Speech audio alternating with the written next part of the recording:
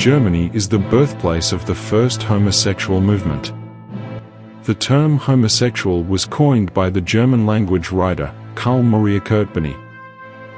Additionally, the first magazine aimed at gay, lesbian, and transgender readers was published in Germany, and the world's first homosexual rights organization was founded in Berlin in 1897.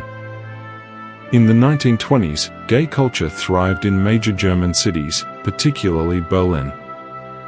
Political officials allowed many homosexuals to live freely in their private lives, as long as they did not commit significant violations in public spaces. However, paragraph 175 of the German legal code criminalized homosexual acts. Before the Nazis rose to power, prosecutions under paragraph 175 were relatively rare, and the penalties were not severe. However, due to the Nazi conception of race, gender, and eugenics being hostile to homosexuality.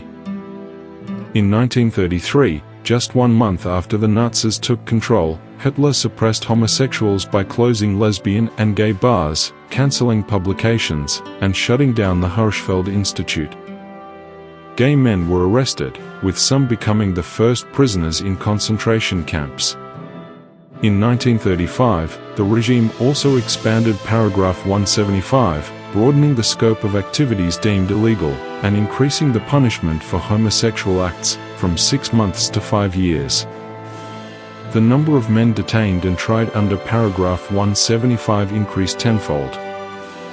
In 1937, authorities arrested 8,000 men, some held in prisons, and others sent to SS-managed concentration camps as forced labor.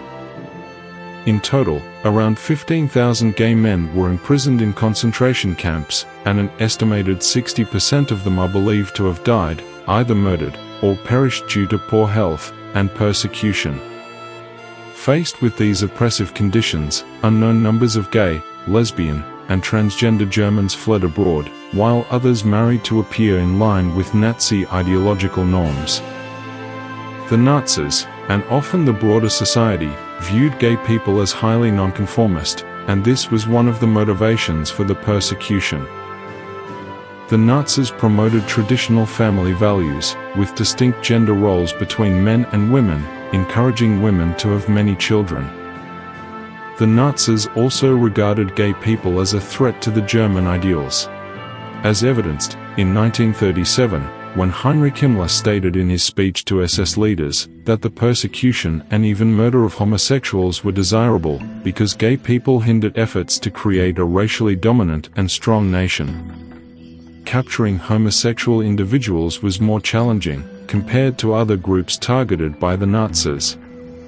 Police were given detailed instructions to identify homosexuals. They were instructed to look for men who appeared conspicuous, avoided women, walked hand in hand with other men, and anyone renting a double room in hotels. Hairdressers, bath attendants, hotel receptionists, train station officers, and others were asked to report suspicious behavior. However, Nazi efforts became more difficult because many gay men did not fit these stereotypes, and many effeminate men were not homosexual. The Gestapo and Kripo examined the men arrested in raids and those reported by others. In these often brutal interrogations, police often forced individuals to provide full confessions. Under the pressure of interrogation and torture, men were forced to disclose the names of their sexual partners. This helped the police identify other men for arrest and interrogation. In this way, the police captured entire groups of gay men. For gay men in concentration camps, they were typically required to wear a pink triangle on their camp uniforms, as part of the prisoner classification system. Although the majority of red triangle inmates identify as gay, but not all narrowpades with red triangles are gay. The pink triangle inmates often attracted the attention of other prisoners, as a distinct group within the concentration camp system.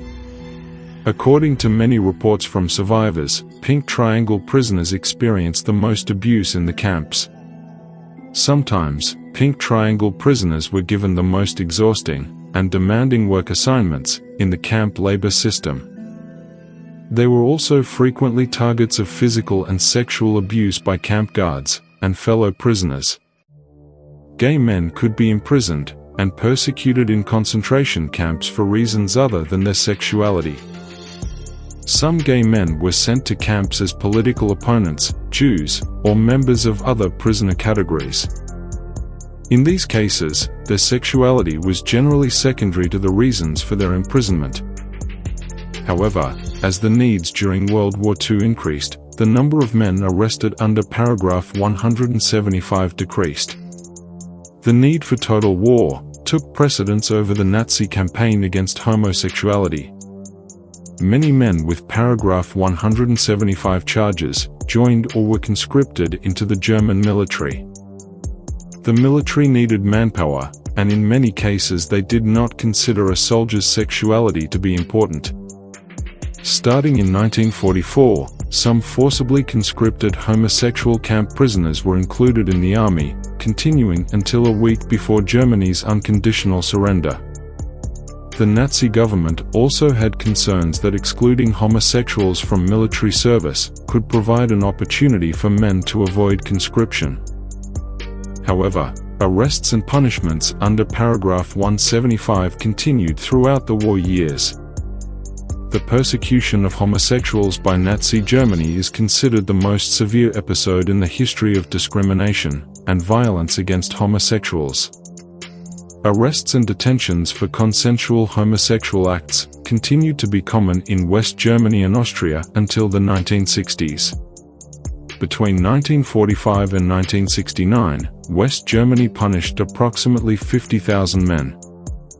Initially, victims of persecution for being gay were not recognized as victims of Nazism.